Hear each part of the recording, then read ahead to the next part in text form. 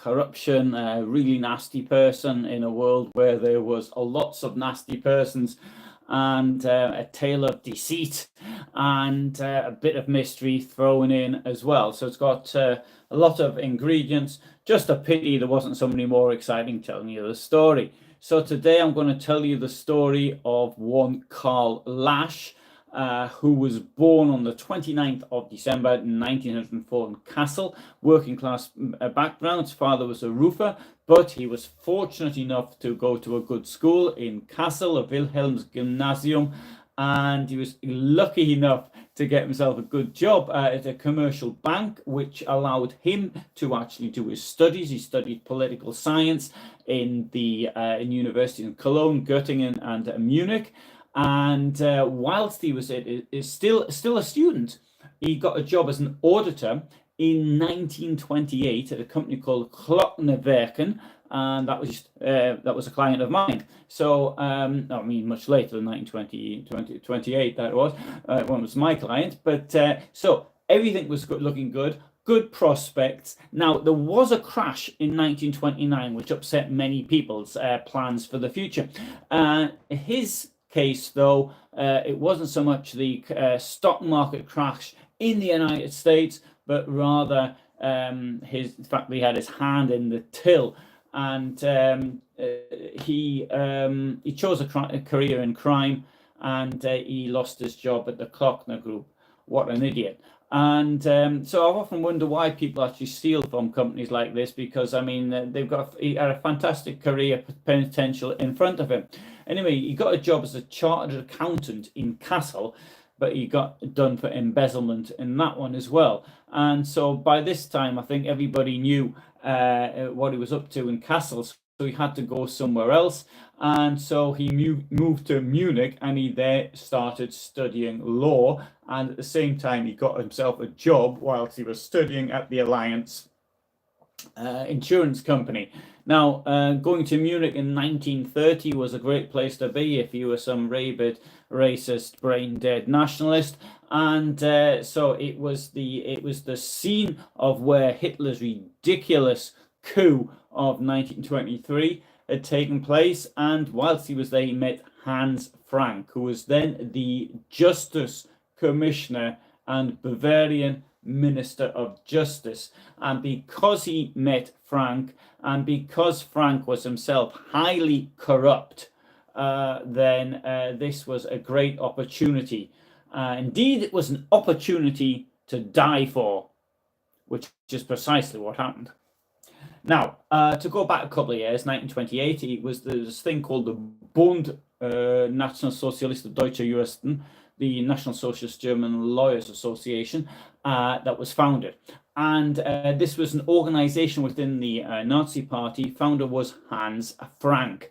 And so in 1929, this organization had 90 members. In 31, it had 701. By the end of 32, it had 1,374. So Karl Lasch joined in 1930. I think he's more interested in the cash than the politics. And but all the same, if it helped him get more cash, then why not? So he joined the Nazi Party in June 1931, and then from then he worked in the Nazi Party legal department, and that is something which probably had a lot of things to do, largely defending people, above all SA people who'd got themselves into trouble. And talking of the SA, it was in the SA that Lasch managed to get himself a rank of Sturmbannführer, which is what? A major, I suppose. And so Hitler comes to power, and so it looks all good for him. In June 1933, Hans Frank made him temporarily the managing director of the Academy for German Law, and he posted him to this full-time in October of 1933. Now, the Academy of German Law had to prepare law proposals, draft laws, that's it. And there's lots of members in this organization you might have heard of, such as Roland Freisler, Werner Best, Axel von Freytag-Loringhofen. Incidentally, I met one of his relatives at a conference in January, nothing to do with history. And Joseph Goebbels was a member. Goerdeler was Karl Friedrich Goerdeler, the German resistance later previous mayor of Leipzig, Hermann Goering, Karl Haushofer, who was the mentor of, what's his name, who flew to the UK. Forgotten his name, I can't believe it. I've forgotten the name of the Hitler's deputy. It'll come back to me. How can I forget the name of Hitler's deputy? Somebody write it down, because I'm going to be upset about this until I... what's Hitler's deputy called? Nobody knows. Right, well, we'll get onto that one in a minute. Heinrich Himmler was a member. Franz von... Yeah, Hess, that's it. Thank you. Rudolf Hess. It's bad that something like this can just happen. Franz von Papen, Johannes Poplitz, sorry, was it Purpose or Poplitz, Otto Georg Tirak. So lots of people quite famous within the Nazi Party were members of this Academy of German Law. So as the head of this organization, Lasch had access to unpublished papers, which came in very handy when it came time to do his law dissertation. And his dissertation was on the Führer principle in corporate law, which he dictated to his secretary in 14 days. And he defended the dissertation. I don't know if he said that in English, actually, because maybe I'm using some other language. I had to defend my dissertations. And anyway, so he defended it in Cologne after 30 hours of instruction in law. So this does sort of suggest that he wasn't properly qualified, hadn't taken the usual educational route, and therefore he wasn't really a lawyer in a legal sense. And so SS investigators came up with the exact same idea some years later, sorry, and this was to become a problem for him. So from Munich, he went and moved to Berlin, where he was head of the Reich legal office of the National Socialist German Workers' Party, Nazi Party, and he also became head of the Office for Nazi lawyers in the foreign organization of the Nazi Party. Now, despite his friendship with Hans Frank, according to Nicholas Frank, the son of the son of Hans Frank, Lasch had an affair with Frank's wife, Brigitte. Now, Nicholas did describe his mother as being a bit like his father, only more masculine. So the relationship between Mr. and Mrs. Frank, though, was somewhat tense. And Nicholas Frank suggested in a 2020 interview on Al Jazeera that his biological father could be Karl Lasch. So I don't know if it's true or not. He does say a lot of things about Nicholas Frank. I read his book. Well, sorry, I didn't read it. I bought his book. I read about 3 pages of it, and I was utterly disgusted with it, and I didn't go any further. It was just really, really weird. And anyway, so clearly in Nazi Germany, like most dictatorships, in fact, actually, it doesn't even have to be dictatorships, but we're certainly above all with dictatorships, it's not what you know, but who you know. And Hans Frank was looking after his friend Karl Lasch. Maybe because Karl Lasch was looking after Hans Frank's wife and keeping her out of his way. I don't know, I'm just guessing on that one. And despite having no qualifications, no experience for the job, Frank, who had become the Governor General of occupied Poland, made arrangements for Lasch to become governor of the Radom District in German occupied Poland. So when the Nazis occupied Poland, September 1939, they divided it up into, well, 5 parts really. So one part they took, and that was annexed to Germany, the Reich, and the bits in the general government there was 4 districts, being Radom, Warsaw, Lublin and Kraków. And following the invasion of the Soviet Union in June 1941, they created a 5th district, and this district was the District of Galicia, and its capital was in Lwów, which they call Lemberg and is now called Lviv. In August 1941, with Lasch making a speech in Lwów to commemorate the district. Lasch was moved to Lwów in August 1st of August 1941. And anyway, so life though under Lasch was not at all easy. In April of 1941, Jews of Radom were ordered into a ghetto. In fact, there were 2 ghettos in Radom. Radom was industrial town. It's not particularly pleasant, except for one street in the center. And the mayor of Radom was a character called Hans Kujath, and he later followed Lasch to Galicia. And I think that Kujath, I can't prove it, but I think that Kujath was involved in black market conditions, market activities, I should say, with Lasch, and he got away with it though. Because he was more in with the SS than in with Hans Frank. Although I can't prove it. It's just circumstantial. Anyway, on the 8th of November 1941, Lasch ordered that all the Jews in Lwów be imprisoned in a ghetto. And so this had happened. And there had been pogroms immediately after the Nazis occupied in July 1941. Horrendous pogroms had actually taken place there.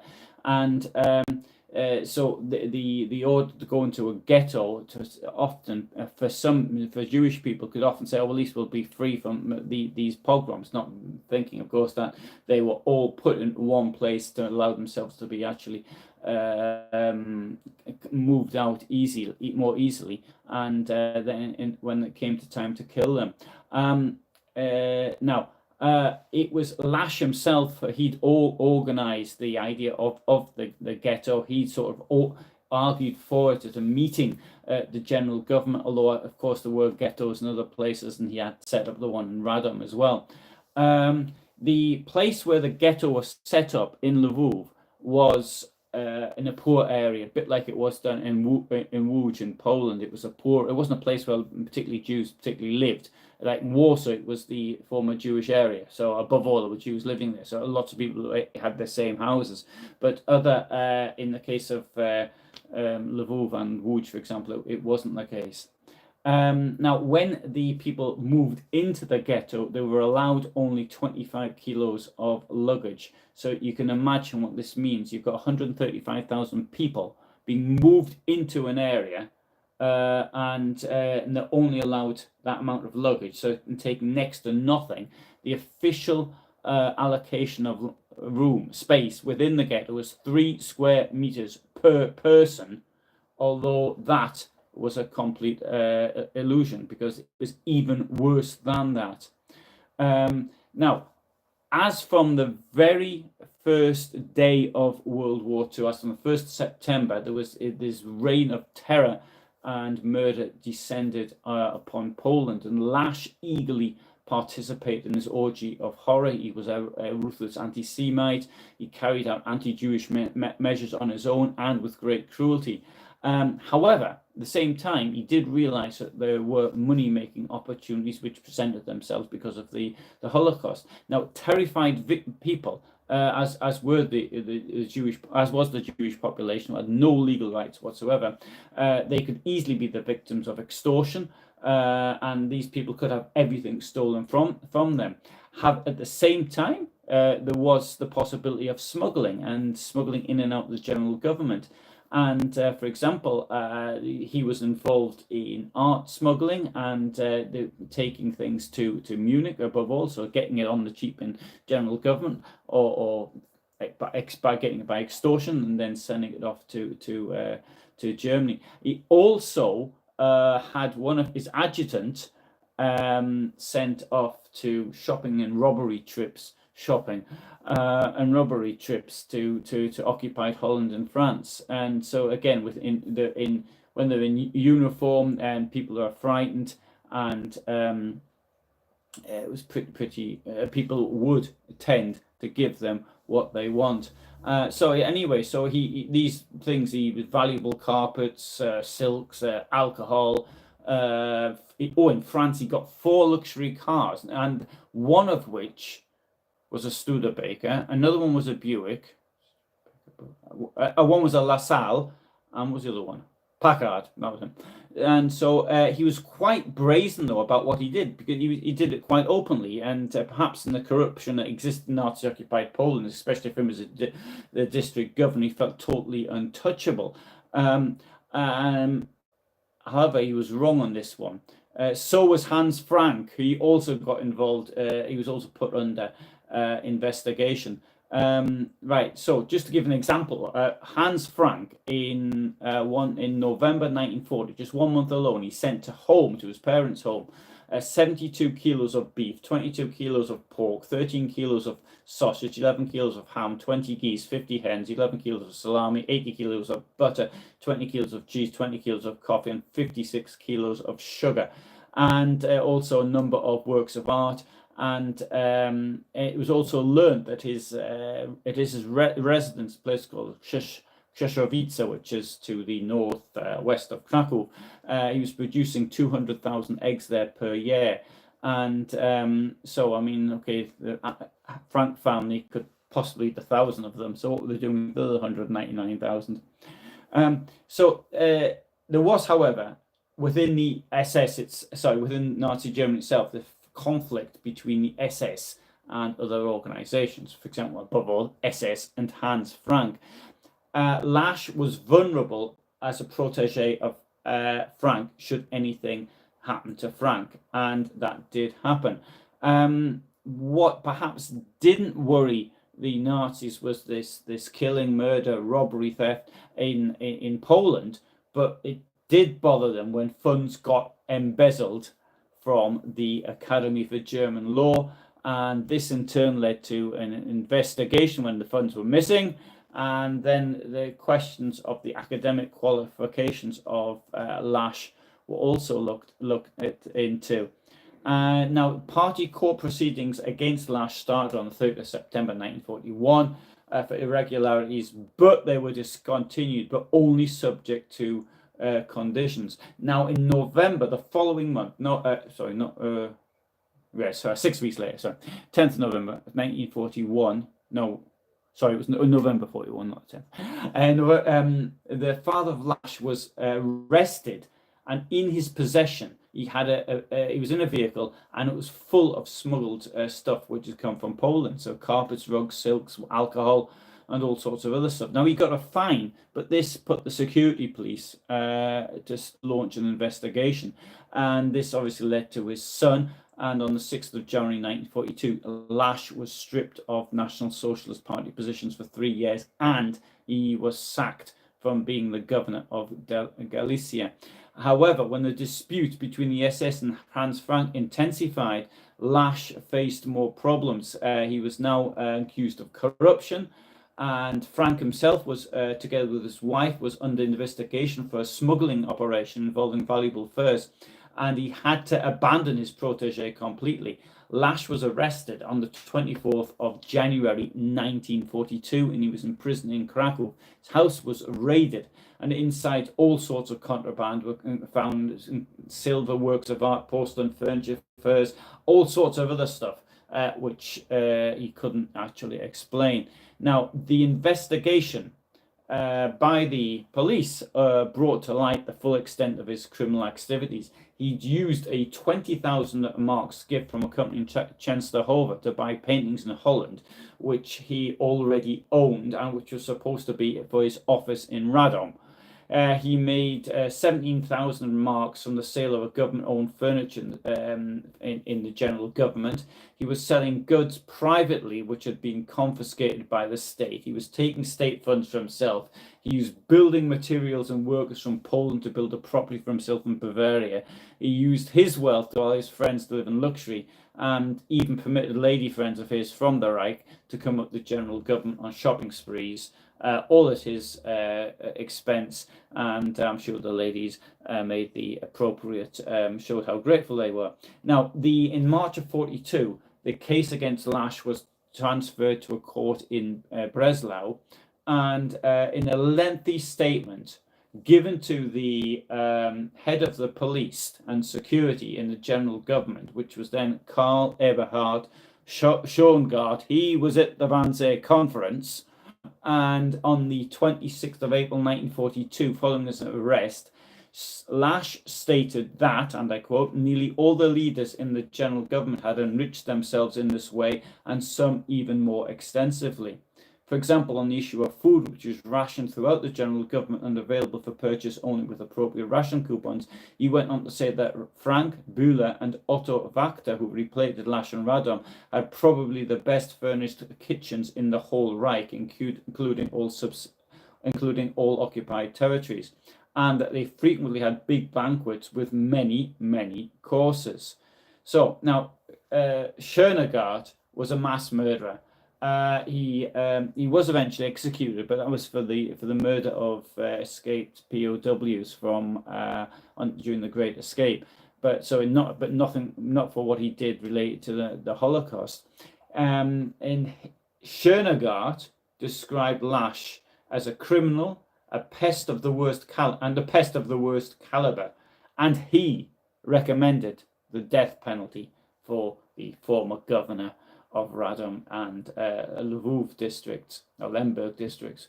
On the 9th of May 1942, Lasch was indicted for corruption, embezzlement, and foreign exchange offences.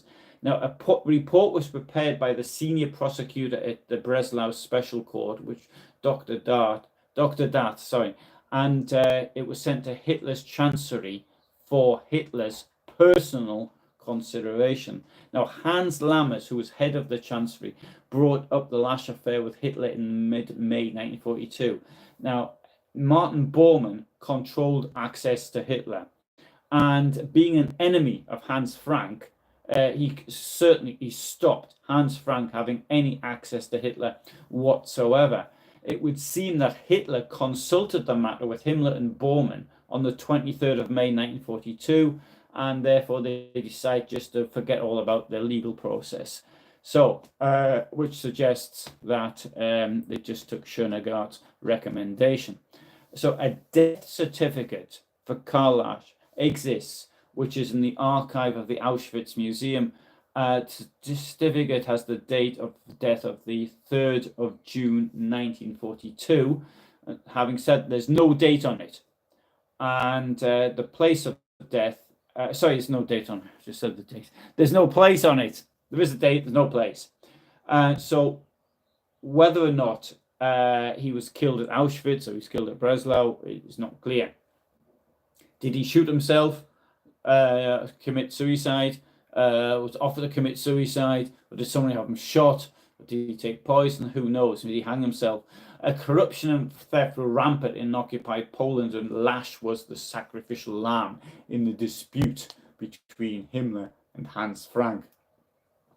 However, why was this done secretly? Why didn't Frank wrote in his diary that his friend had shot himself to avoid going to trial, seemingly oblivious to the fact that weapons are usually not part of what prisoners are given. Having said that, Ernst Röhm was given a gun to shoot himself with. He only had one round in it, but he didn't use it. So Lasch might have found himself in the similar position. Now, Nazi did put out a story that Lasch had gone off to fight in the Soviet Union and he'd been killed in December 1941, although that story was actually later dropped when there was just too many people who'd seen him after that date.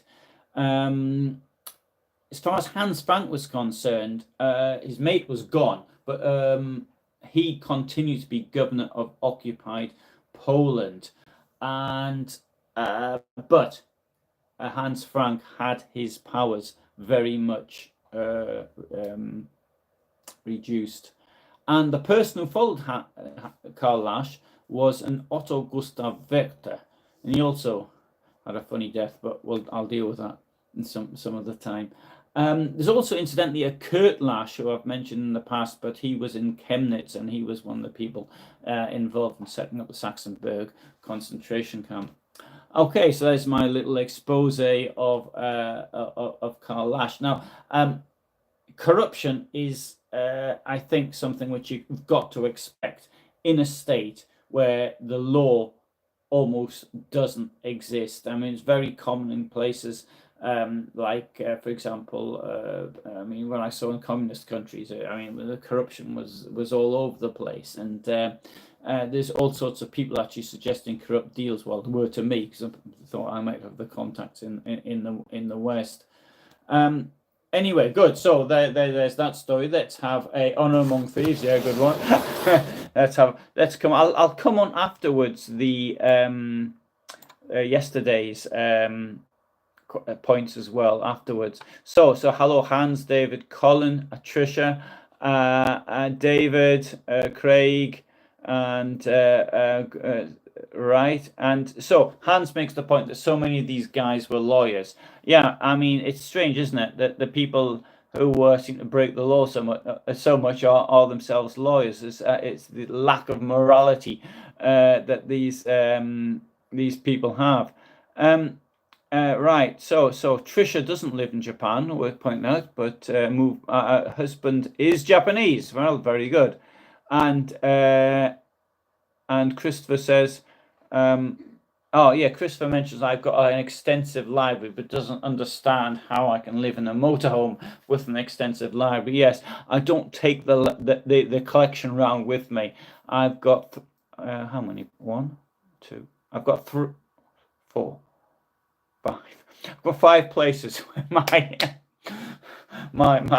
my books are at present. Anyway, if I ever sort of make a place where I want to live permanently, I'll keep them all there. Yeah. So Colin's been to both the ghettos in Radom.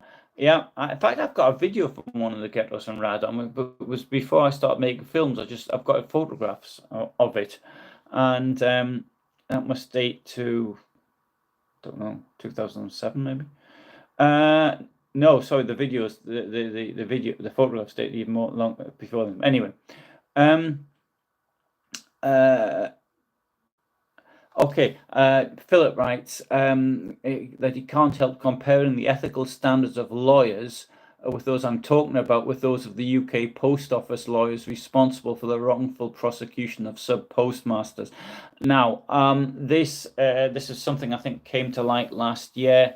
Sorry, no, I think it's been on the go for longer. I found out about it last year. There was a in the United Kingdom, somebody else might want to write it down because I don't know the full circumstances, but around 2000 there was a new system put in by Fujitsu Siemens for the British postmasters, and when money started going missing, which was a problem I think in the software, it was blamed on the postmasters. That in sub post offices, there were sub post offices. It's a post office which works as part of a shop, and in the countryside this made more sense. In fact, there's more and more of them now because the post office is losing its traditional business.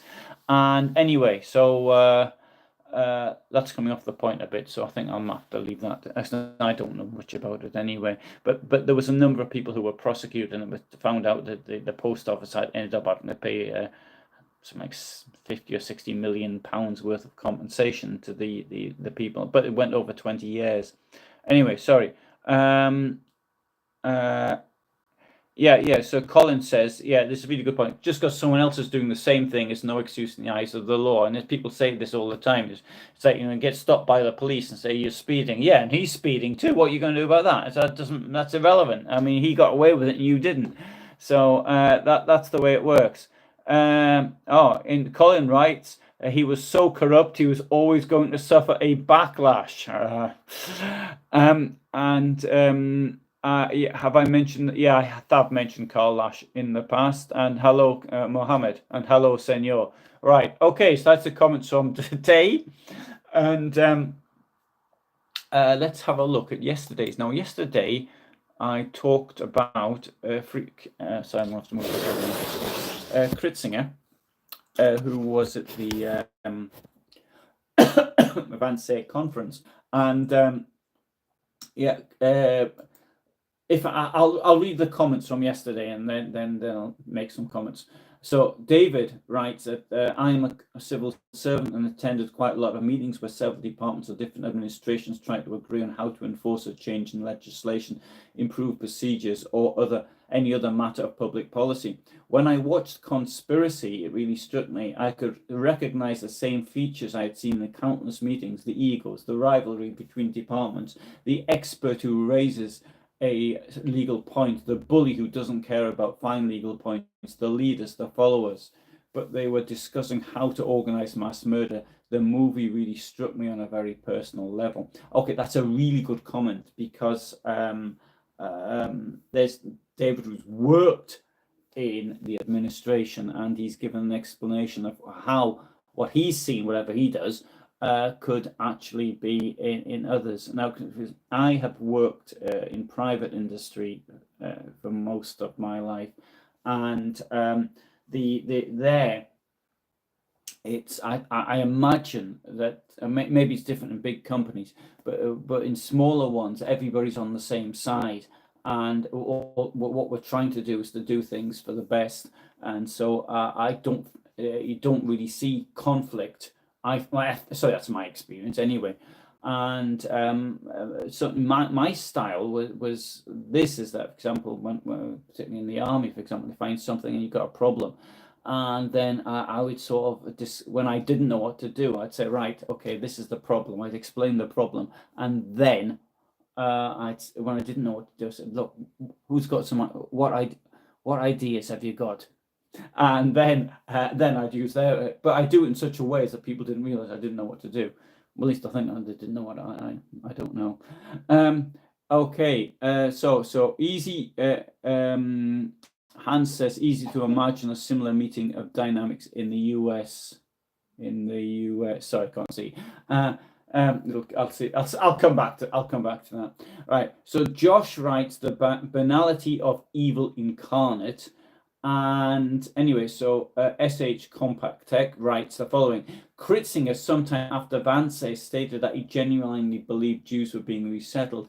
This would indicate that resettlement, not extermination, was the topic of the conference. I've always believed the importance of Vance is overstated. We don't know what was discussed, and the attendees were administrators, not the policy makers of their ministries. And so, do I know when Kritzinger said he believed they were being resettled? Yes, I do, because he said that to Robert Kempener in the summer of 1945. Now, the Vance protocol it was Kempener who actually found it, but he didn't find it until about a year and a half, 2 years later, and 2 years later, in fact, and. So therefore, that wasn't there. Now, as far as Kritzinger was concerned, he probably didn't realize that the protocol was in Kempener's hands. And so his argument was that, okay, they're using these euphemisms, and these were the real euphemisms. And this has actually been put out by some Holocaust denialists who said, well, hang on, the protocol isn't using words of Murdoch, because they would claim it didn't exist anyway. It was a forgery. Now, the thing was, though, that it's clear that he knew that people were being murdered, because he himself tried to investigate it, and he was warned off by Himmler. So this argument just doesn't wash at all. And even though he said how disgusted he was with the whole thing, everything. Of course, it has to be borne in mind that he probably did realize that he could be executed as well. So his life was on the line. As it turned out, he died before, but he wasn't. I know he's going to be dead in a couple of years' time.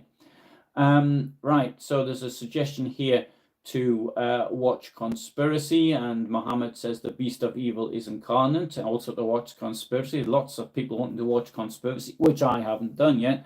And Eric makes a really good comment here about this, because I posted the picture of Kritzinger when he was his arrest report, his arrest what do you call that, file, and with this picture and his details. And it's 150 pounds. People were smaller in the 1940s. Yes, so he was 70 kilos, and that's a pretty good. That was a pretty good weight for somebody of his size.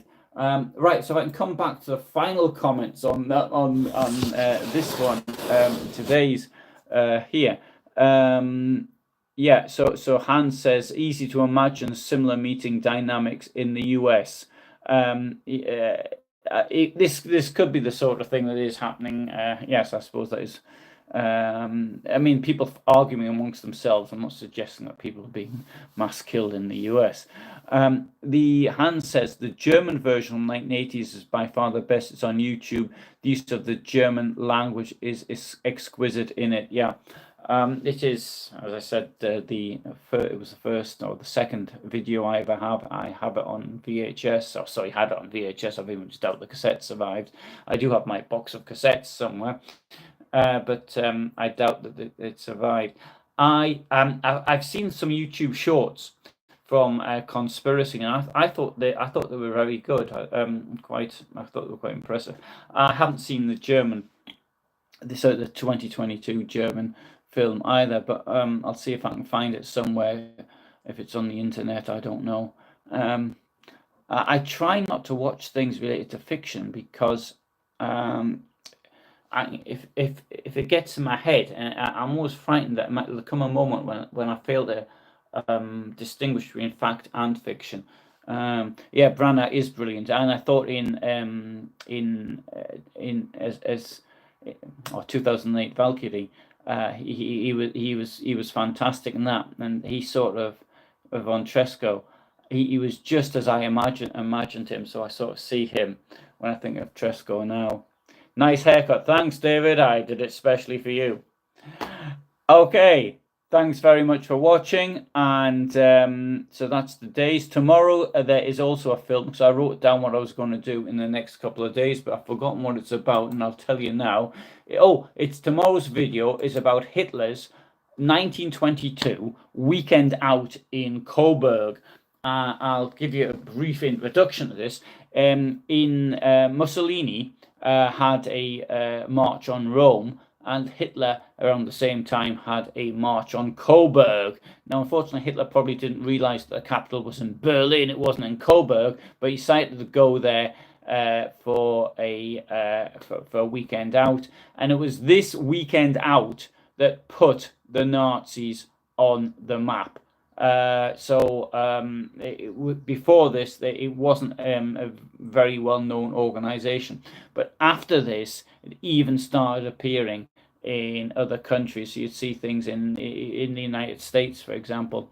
By the time Hitler had his putsch, Hitler was quite famous internationally. Anyway, so I'll do that one tomorrow, and but for me, here in the United Kingdom today, thanks very much for watching, and bye for now.